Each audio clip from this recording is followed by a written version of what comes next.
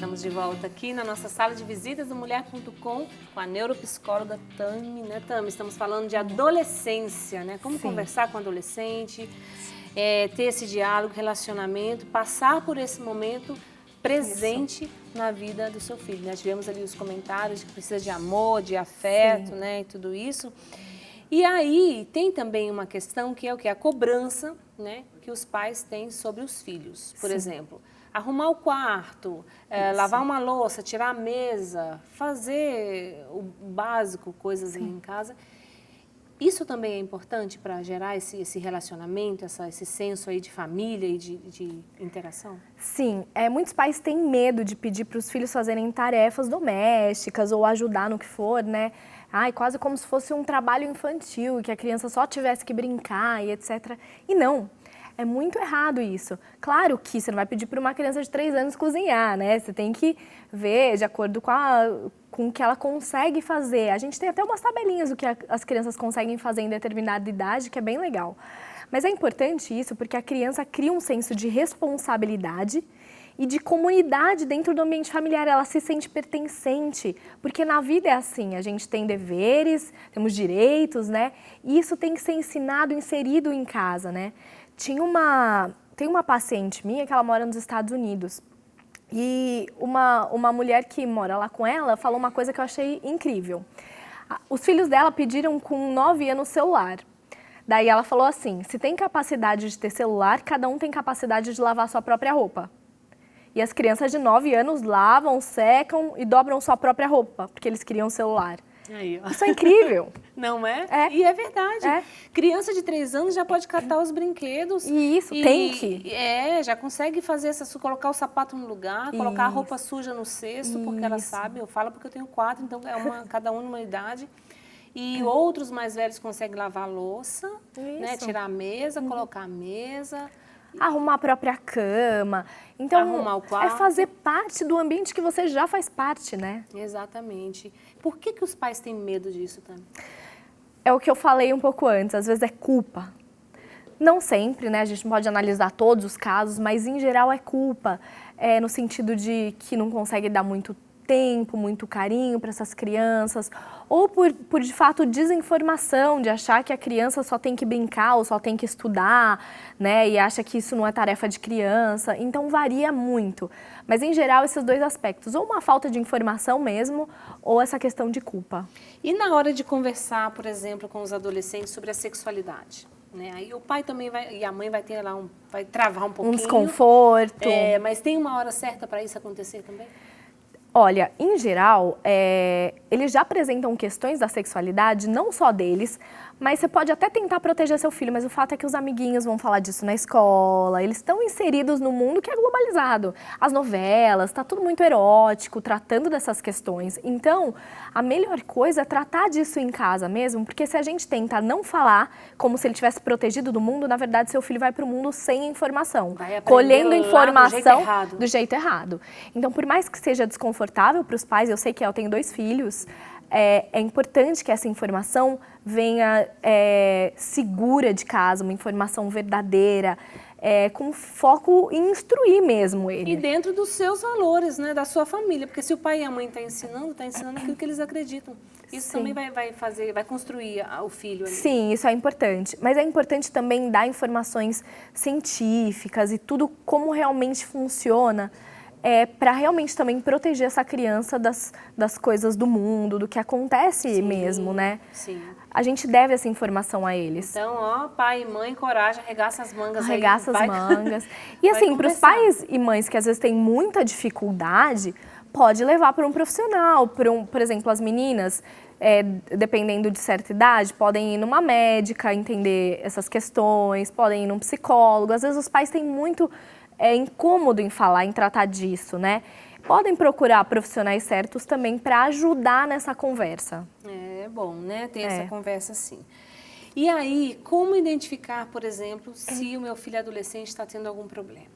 Porque é uma coisa difícil, parece uma pergunta assim, mas é difícil porque eles não falam. Sim. Né? Então, e muitos, como você disse aí, chegam até a cometer crimes, né, no suicídio, tudo isso, porque não conseguiu se abrir. Então, o pai e a mãe têm que ter um olhar mais clínico para olhar para esse filho? Tem. Mas assim, a primeira coisa é mudança de comportamento. Isso é o principal. Seja no caso de estar usando alguma coisa, de estar apresentando um comportamento, seja questão de saúde mental, depressão, ansiedade, qualquer uma dessas drogas, coisas, né? exatamente, qualquer uma dessas coisas vai ter uma mudança no comportamento. E daí pode ser o seu filho ficar mais agitado, mais irritado, ou dormir demais, ou querer ficar só excluído, não querer interagir com a família de jeito nenhum, ou tá saindo demais, ou você pegar pequenas mentiras, você fala, não é nada demais, foi uma pequena, melhor ficar de olho, porque tudo começa pequeno, nada começa gigante, né? Então, mudanças no comportamento e no hábito da criança ou do adolescente são importantes da gente ficar alerta. Se a gente não consegue identificar, procura ajuda, não tem vergonha nenhuma em procurar ajuda.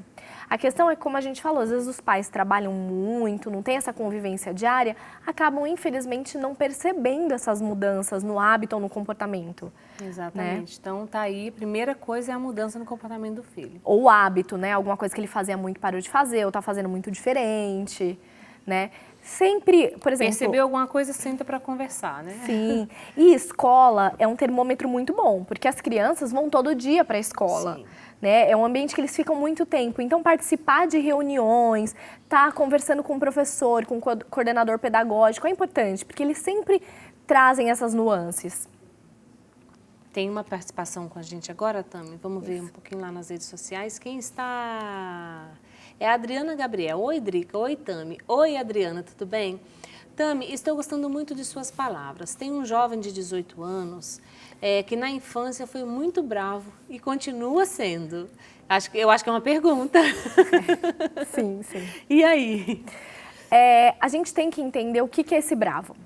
As pessoas têm personalidades diferentes. Algumas são um pouco mais irritadas, outras menos, são diferentes. Algumas pessoas são mais bravas do que outras. A questão importante de verificar é, esse ser bravo está atrapalhando a vida dele de alguma forma ou atrapalhando a vida das pessoas que estão à volta dele? Se tiver, é importante sim procurar ajuda. Não só para a família, os amigos conviverem melhor com ele, mas também para ajudá-lo, porque se ele é muito bravo de forma que atrapalha a sua vida, e ele já tem 18 anos, ele vai ter dificuldade no trabalho, vai ter dificuldade de ter uma relação, vai ter dificuldade em diversos âmbitos da vida, né? Então, é importante procurar ajuda. Às vezes a gente quer ajudar, mas não tem as ferramentas corretas. E aí, com as ferramentas corretas, vai ter os resultados, né? Sim.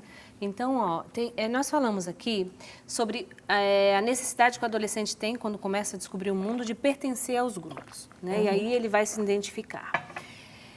Qual é o momento do pai e a mãe chegar e falar, ó, peraí, essas amizades aí não. Tá. E como é que funciona isso ou até mesmo o pai que interfere demais nas amizades dos filhos, mas quer proteger o filho? Como é que é essa questão? Essa linha é muito tênue, né? De você dar limite, mas ao mesmo tempo não impor a sua vontade, né? Então é interessante você entender o que de fato está prejudicando a vida do seu filho e não o que você gostaria que fosse ou não. Então vou citar um exemplo.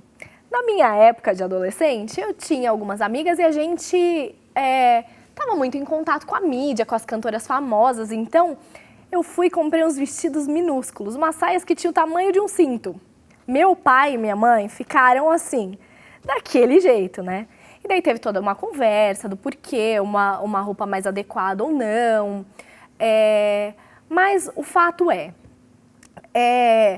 de que forma isso ia atrapalhar a minha vida. Foi o que eles tentaram me mostrar e eu achei essa postura legal.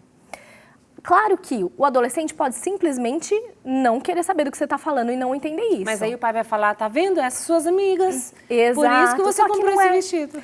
Só que não é. Porque você faz parte daquele grupo e você compõe aquele grupo. É errado essa visão que às vezes os pais têm de que o seu filho está numa redoma e é perfeito e o filho dos outros não. O filho dos outros que vem trazer defeito para nossa casa. Isso é uma mentira. Porque a gente está criando aquela criança de pequenininho, a gente faz parte disso e a gente tem que continuar fazendo parte, agregando, ensinando por que sim e por que não. Mas se tiver extremo, por exemplo, como a gente falou, no caso de um grupo que usa drogas ou alguma coisa muito extrema que está realmente prejudicando e afundando, você vai ter que intervir e tirar o adolescente desse meio. Aí tem que intervir. Exatamente. Tem coisas que a conversa não vai até onde deveria ir. É muito legal isso que você falou, né? Porque a maioria dos pais acha que o seu filho é melhor que os outros. Todos. E é mais todos santo. acham. Mas meu filho não ia fazer isso. Longe dos seus olhos, ele pode fazer. Então, ficar atento também, conhecer os filhos que seus filhos andam, né? Sim. Vou mais longe. Nós adultos aqui, quem de nós não fez nada escondido dos pais, né? Que joga a primeira pedra. Ai, ai, ai. Faz o seguinte, pega os amigos aí dos seus filhos, leva todo mundo para dentro da sua casa, faz aquela esfirra gostosa ali que você vai conhecer, é a melhor coisa. É a melhor coisa, exatamente. Gente, a conversa tá boa, mas a gente tem que ir porque o tempo é curto, né? Obrigada, viu, pela sua participação. Obrigada pelo convite, adorei participar. Volte sempre aqui, Obrigada. né, para nos ajudar, porque educar os filhos, se ensinar seu filho a falar obrigado e por favor é fácil, difícil é fazer ele virar gente. Sim, sim. Aí a gente precisa de ajuda. Sim. Obrigada, viu, Obrigada a vocês pela oportunidade.